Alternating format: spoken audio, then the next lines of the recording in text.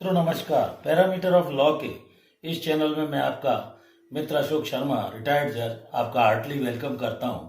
आज इस चैनल पर मैं एक महत्वपूर्ण विषय जिसके बारे में ये पूछा गया है कि हमारा पुश्तैनी जमीन मकान यदि गांव में है तो क्या हमको मिलेगा कि नहीं। सबसे पहले तो आपको बता दूं कि वीडियो को शुरू से अंत तक देखें, बीच में एस्केप न करें। पुश्तैनी का अर्थ है 4 पीढ़ी से जो आपकी जमीन या जायदाद या मकान चला आ रहा है दादा परदादा के समय से, और उसमें आपका कायदे से लीगल हक है, कानूनन हक है बंटवारा में, तो वो आपका एंसेस्ट्रल जो प्रॉपर्टी है वो कहलाएगी।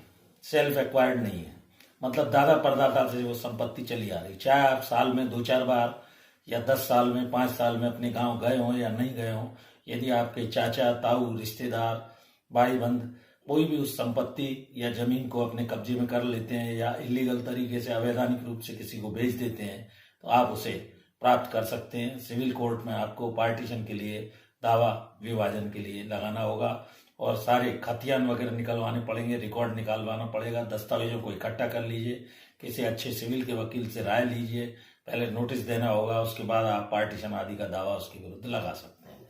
अब मैं मटीरियल बात आपको बताता हूँ कि बहुत सारे लोग जब जो बाहर काम करने चले जाते हैं कहीं भी देश या देश के बाहर, कभी कभार वो अपने गांव में आते हैं और पता लगता है कि उनके भाई बंद रिश्तेदारों ने उनकी जो भी संपत्ति है प्रॉपर्टी है उस पर अवैधानिक रूप से कब्जा कर लिया है। और कई साल जब बाद वो गए और उन्होंने हिस्सा मांगा तो उन्होंने कहा आपका कोई हिस्सा नहीं है, पुश्तैनी मकान में आपका कोई हिस्सा नहीं बनता है, और बंटवारा मांगने पर बंटवारा नहीं किया। तो ऐसे लोगों द्वारा गांव की पुश्तैनी जो प्रॉपर्टी है वो दादा परदादा की है, 4 पीढ़ी से पीछे तक की, वो सीधे सीधे आपका उसमें हक और अधिकार बनता है। सबसे पहले तो ये कानून है। दुनिया के किसी भी कोने में आप रहते हो, जब आप जाएंगे जिसमें पुश्तैनी में संपत्ति में आपका हक है अधिकार है वो आपका बना रहेगा। चाहे वो विल या रजिस्ट्री करके किसी को बेच दी हो तो भी आप उससे प्राप्त कर सकते हैं। आप उस रजिस्ट्री को कैंसिल भी करा सकते हैं, स्टे ले सकते हैं कोर्ट में, पार्टीशन सूट आपको लगाना होगा, विभाजन का दावा सिविल कोर्ट के किसी अच्छे वकील को आप एंगेज करके नोटिस देंगे उसे, और उसके बाद उसके संपर्क में बने रहेंगे। आपको हर पैसे कोर्ट में जाने की जरूरत भी नहीं है, और आप खतियान वगैरह ऑनलाइन निकलवा लें। उसके बाद सारे दस्तावेज इकट्ठे करके कैंसिलेशन के लिए रजिस्ट्री वगैरह अगर उसने किसी को कर दी है, कोई डीड लिखी है, तो वो वकील के माध्यम से करें तो आपका सीधा हक है 12 वर्ष तक।